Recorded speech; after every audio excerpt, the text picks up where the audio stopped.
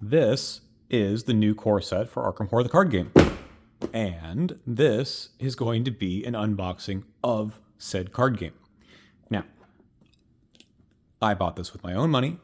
I've never seen the contents of this before as far as the campaign goes. I paid $69.99 US dollars, and let's take a look.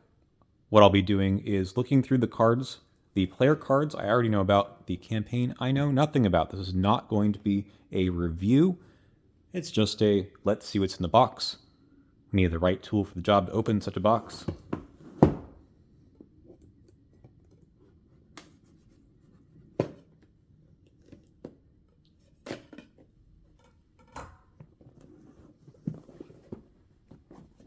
What is this?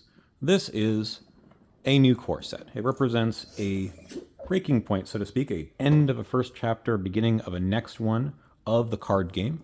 If you already own Arkham Horror, the card game, up until now, it's been about 10 years since the first core set came out.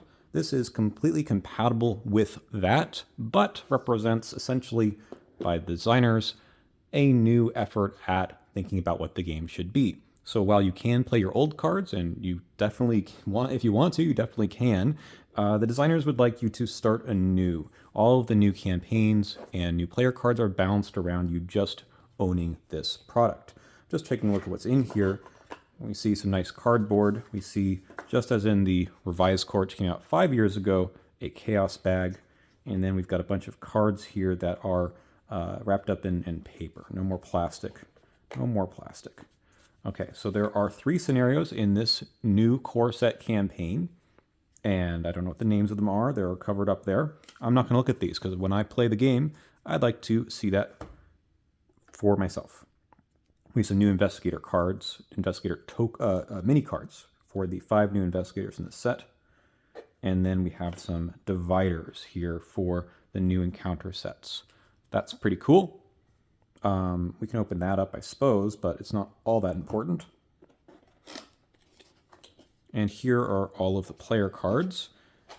It looks like they are divided up by the investigators themselves. Let's get rid of the cardboard. And then maybe these are all the upgrades. So there's 5 new investigators, and even though they share some of the same names with old investigators, by and large, we can think of them as new investigators entirely with new abilities, and sometimes, like Daniela Reyes, new deck building on the back, new cards that they could take. Again, these are, they also come with a little scenario, or a little reference sheet here, a little guide for what actions you can take, and the round, basically. There is a slight error in one of those, but that is okay. It's about whether or not you can attack unengaged enemies. Okay, these must be all of the new cards for the upgrades. Let's open that one first. Just a little glue or something that holds this together. And they look much like they did before. Now, we've already seen these cards before in previews. This is a card I got to spoil for the community, and everything looks essentially how you would expect. I also got to preview this one. I have not much to say about the player cards themselves. They just represent the new core set. There's not as many cards in here as in the revised core. They just didn't have the card budget for that, apparently. There's just 2 fewer in each class upgraded cards, which is unfortunate, but I think they maybe made up for that with some extra cards in the campaign side, the scenario cards. And that's kind of the big deal here. For many people, having to buy this because they need the new encounter cards, which I don't know where they actually are. They might just be in these decks. I'm not totally sure.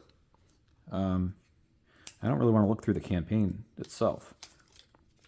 This is all the dividers. Let's see what that looks like in here. So yeah, if you want to play any new campaigns that come out after this core, you need to buy this in order to use your... So these are a bit tall. People have remarked on this before. Sort of show you what this looks like in this divider. They do kind of stick up a bit, right? Looks like these are just they're not names, they are the encounter set icons, but there's a little bit of a crease in here, so the intention is that you bend them a little, which is not my favorite thing to do, but at least you can see it a little bit more visibly when you're going through all your cards. Imagine that these are the cards. This is kind of a nice divider. It's cardboard-ish. Let's just see if you were to stick something in here. I mean, it's not great, but I guess that's the intention. So people have said, well, what about when you close this up? Can you close this up with the top? And it seems fine. It does close. Can be a little hard to get out again. Obviously, this is just going to fall over, but that seems all right. I've also read that people say with some sleeves, this doesn't fit in that well. I don't know if that's true. This is an old card, Tinker, and with Dragon Shield, and that seems okay. It's a little tight, but not terrible.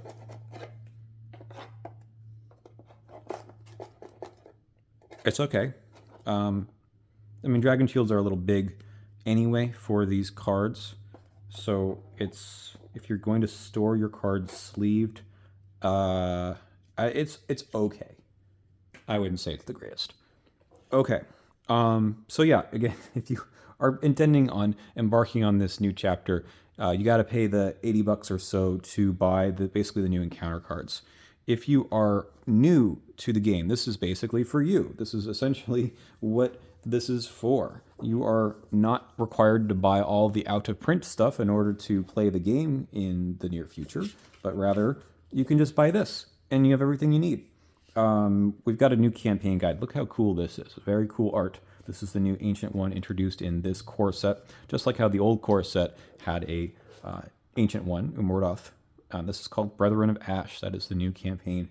I'm not going to open this up and look at it too much because it is a campaign, but it does maybe use all of these core set, new encounter core set stuff. So no more Ancient Evils. Let's see. These are all of the Chaos tokens, and they seem identical to the ones we used to have. If you didn't have the revised core, you maybe didn't see these bigger resource tokens for 3 and 5. Lead Investigator token here. We were also promised connection tokens. So these are to indicate connections between 2 different locations. The other side, I assume, has the both ways. These are just one ways. And then these 5 different tokens here are to be used instead of your mini cards, and they have basically the colors for each class. But if you're playing with, for example, Daniela and Tommy Muldoon in the upcoming deck, you'll need to just pick a different color, I suppose. And then we get all of our usual Doom, Clue, Horror, Damage tokens. So that's all that. And then this is the rulebook, and it is a bit chunky, and I've been excited to see this. Recently, the Grimoire was released online as well, which is a better version of, I think, the rules, and there is a QR code to that here. Essentially, it's a more involved list of all of the rules. This is more like the Learn to Play guide, I think. That's my guess. Yeah, this is like the Learn to Play guide rather than all of the rules. I mean, most of the important ones are in here, like what is a parlay, what is a skill test, how does all of that work? And I haven't compared this to the old one, the old Learn to Play guide, but one of the newest updates for this new core set is that there's some different templating about which kind of skill you are doing on the card. So here it says a card is always going to tell you what type of skill test you're taking. Here, combat for fighting, because sometimes the fight will use a different skill. This one will say you could use either intellect or agility. Cool. That's kind of it here without going through everything. There are some new keywords that you might not have heard about before. Doomed is a new one. This means if this enemy is defeated, place 1 doom on the current agenda, which could cause the current agenda to advance. That seems very scary. And then some old returning favorites like elusive and alert that are from older campaigns, but they kept having to reprint those rules in the new campaigns. No need to do that anymore. It's in the base rules. Great. So, what else can we do here? I really wanted to look at the encounter cards, but I don't think I can sort through them without taking apart all of these. I don't even know which one is the first scenario. I guess we could look at something else. Let's just look at maybe Trish Scarborough here. I, again, have no knowledge of what this campaign is like. I wish I did, because then I could give you a better feeling about what I think of Chapter 2, but only looking at the player cards to me is not enough. Gotta actually play the intended cards with the campaign they were designed for. This is Trish's stuff. Is there all going to come? I'm just curious what the deck looks like. So it comes with a basic weakness already, and it comes with one of every green card. She can take Rogue and she can take Seeker. It's got one of everything. That's like the old core set. I don't love that. I understand why they did. They wanted to have decks ready to go for all 5 of the investigators, and we have Broken Bottle, which is not very good in Trish, Hand Crank Flashlight, a couple copies of Emergency Cash, Manual Dexterity, and Perception. I mean, those are fine, but you don't really want to just open the box and play with this. Figure out who your team is if you're playing solo, if you're playing 2-player. Figure out what you actually want in your deck and have 2 copies of everything. If you're playing 4-player, it might be harder to do that. Again, I understand why they did this. It's just because they want to have something ready to go when you open the box, but it's not going to be a good time. I'm sorry. It's not going to be all that great. And I think that in the Learn to Play guide, they probably tell you about what should go in each deck, and they might tell you something about... they have a little bit about information about each of the investigators. I thought I saw that a second ago.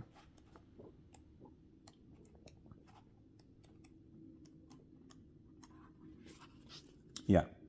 So it gives you a little information about who this character is. This is Joe Diamond. Shows you what's in, one copy of everything that's Seeker, one copy of everything that is Rogue, and then it gives you a little bit of ideas about how you might want to upgrade. So easy first purchase is Studious, level 3.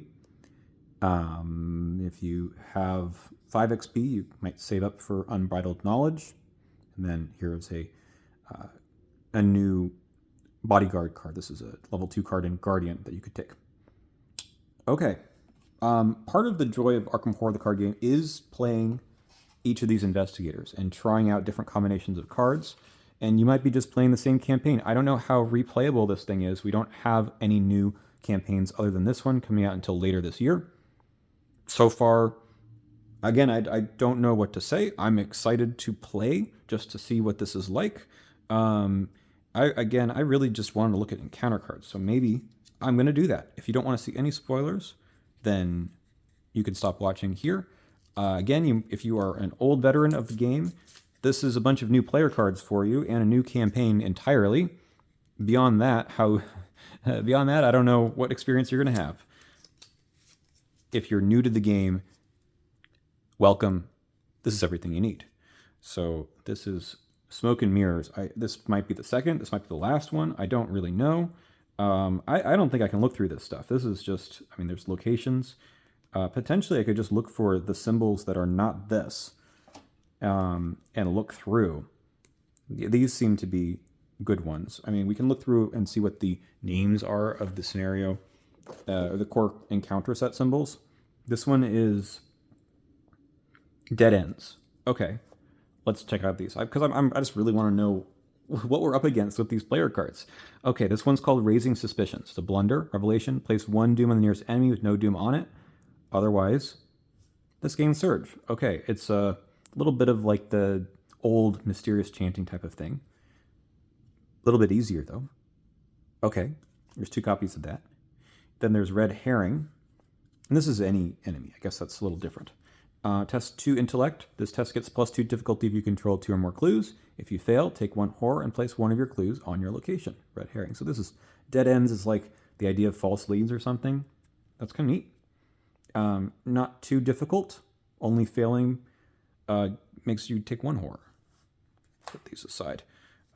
This one is Flying Terrors. Okay, an elusive enemy.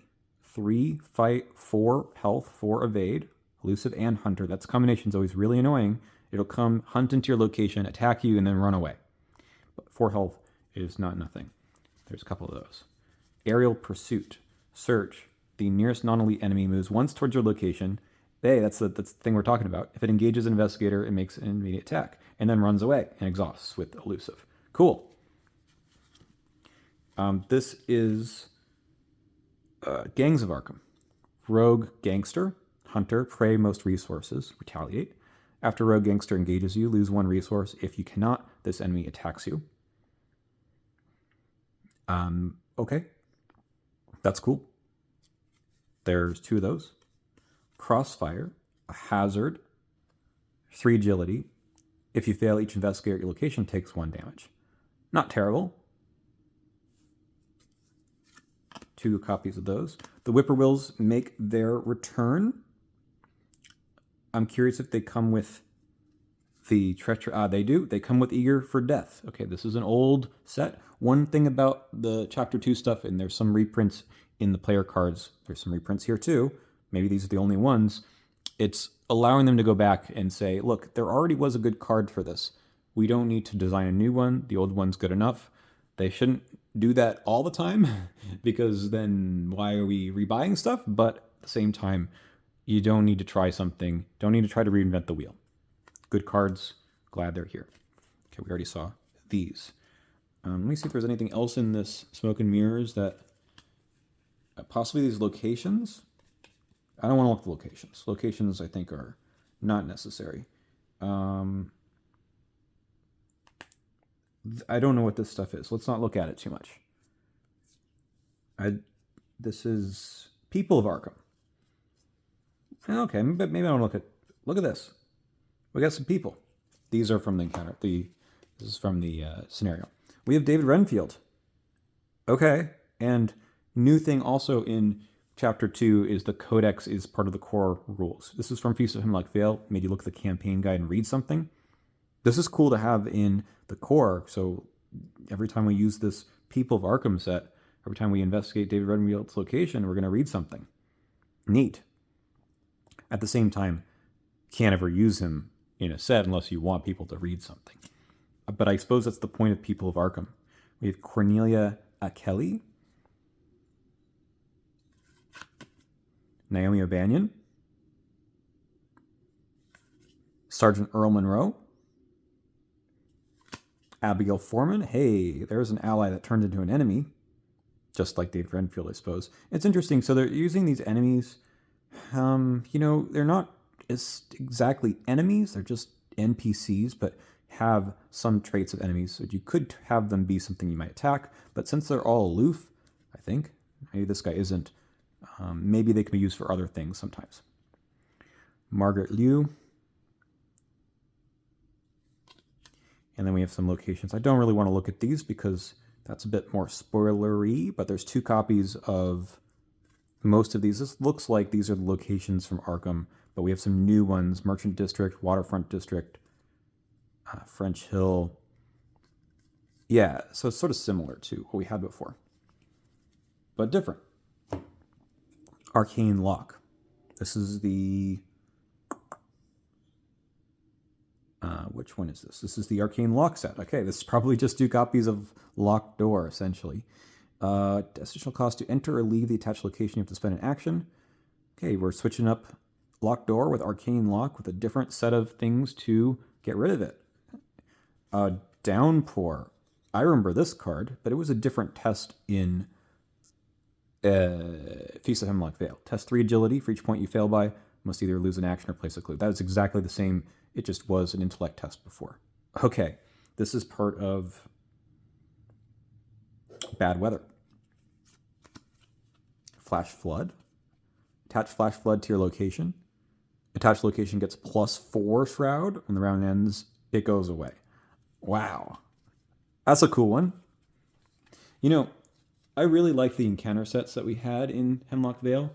Drowned City, I don't think were quite as good, but they were not bad as well.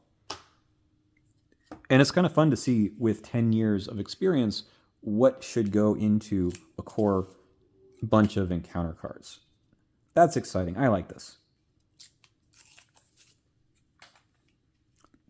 Queen of Ash. This probably is the final scenario. Let's see if we can find... Oh, this is the reward card. New card type where you get to pick this after you've won the campaign. You can have it in your deck. There's 2 copies. That's cool. All right. Is this a set? Yes, this is the Cultist set. Zealot. Aloof, 2/1/2. After this enemy enters play, place 1 Doom on it. It's a basic Acolyte from the original, but a little tougher because it's aloof. Again, I think they've played a lot more with enemies in play rather than just like go kill. Make it a little more complicated, give you some other options to deal with it.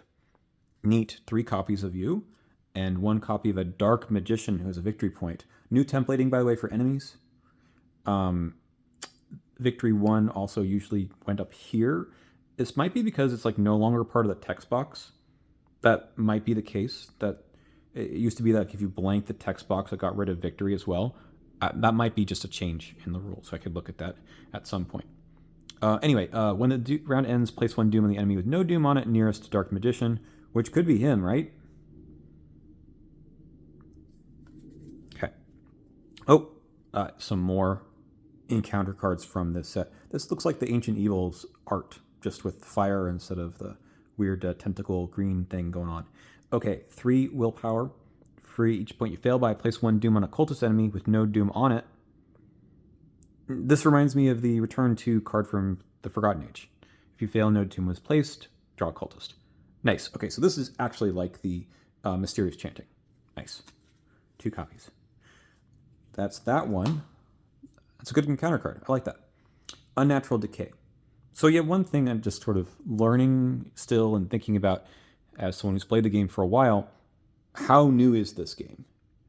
To me, I think it's fundamentally the same game. But there's been some rebalancing, not huge. Something you'll have to decide when you play the game, if you already own a bunch of stuff, is whether or not to play with some of the new changes, like the machete no longer being as powerful as it used to be. But look, this is a co-op game. It's a bit of a choose your own experience game. You have to choose the difficulty level to begin with. Up to you. But I'm going to intend to play with just Chapter 2 stuff, just to see what the experience was that the designers intended. But I don't think that we're changing up like the basics of the game or what things have been strong or what things have not been strong in terms of strategies. It's just going to be a little different. Maybe some more options. Okay. 4 willpower. If you fail, place a Doom on an asset you control or take 2 damage. Like, I think there's more encounter cards that are in the core. Like, all these things compared to what we had in Chapter 1, like the old revised core, was not as many. Okay, this is part of... What are you part of? Reeking Decay. Okay. Putrid Vapors. Hazard. Test 3 agility. If you fail, take a horror and discard a non-story asset you control. Ooh. Okay. 2 copies of that. Languor. Hexbane. Revelation. Put this into play in your threat area. After your turn begins, discard the top card of your deck. If it's a weakness, draw it. Otherwise, you cannot play or commit cards of that type, asset, event, or skill this round. That's a really neat... That's a cool design. I like it. This is part of the Torment set. Dissonance. Very good art here.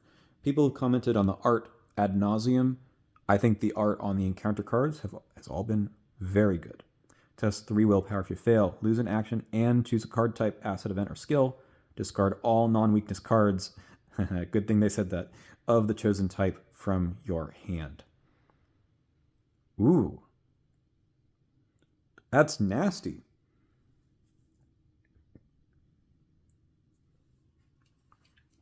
This is an encounter set to watch out for.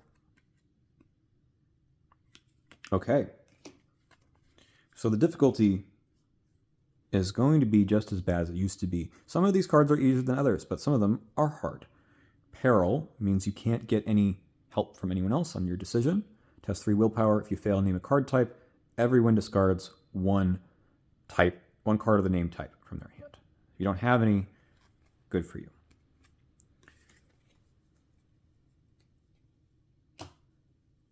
That's a nice set. That might be in the finale, so it might be it might be the case that it is just difficult. All right, let's look at the last one. I think this might be the first scenario I'm actually looking at here.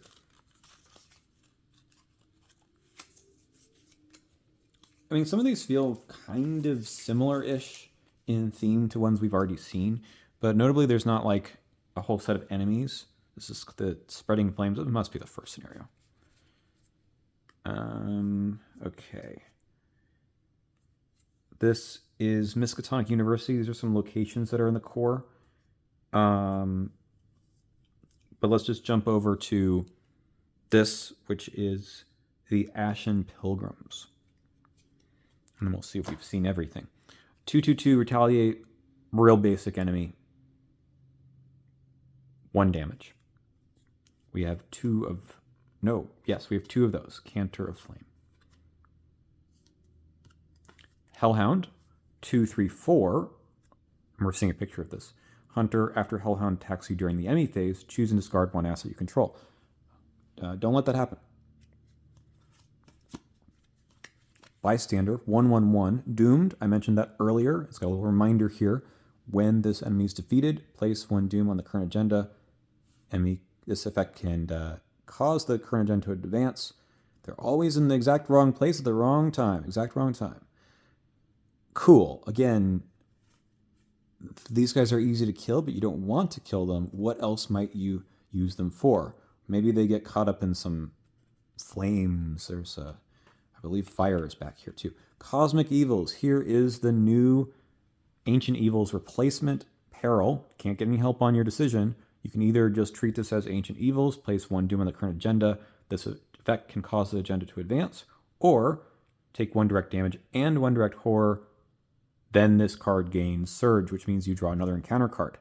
Yikes. There's 3 of these.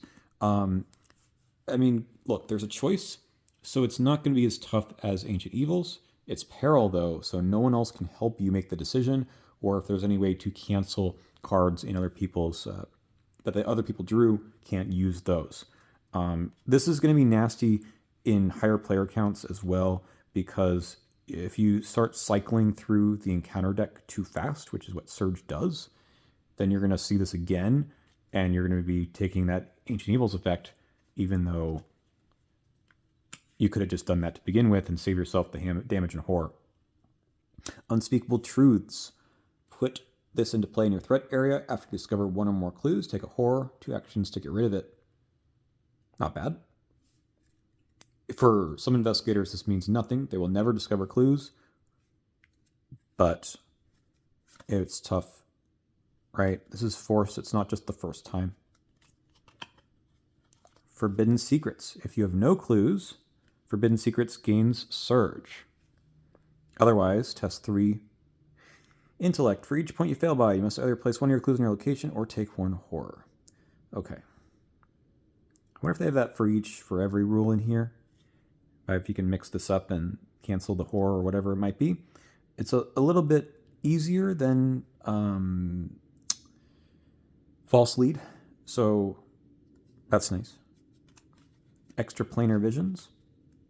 Power. Test Willpower or Intellect X, which is the number of cards in your hand. If you fail, take a damage and discard 1 card at random. Not bad. These are on the easier side. Wild Compulsion. Cool art there. 3 willpower. For each point you fail by, discard a card at random or lose a resource. Resources are usually easier to lose, but you might not have them. Again, another one of these choices. So there's Fire. This is a return from Feast of Hemlock Vale as well. Attach it.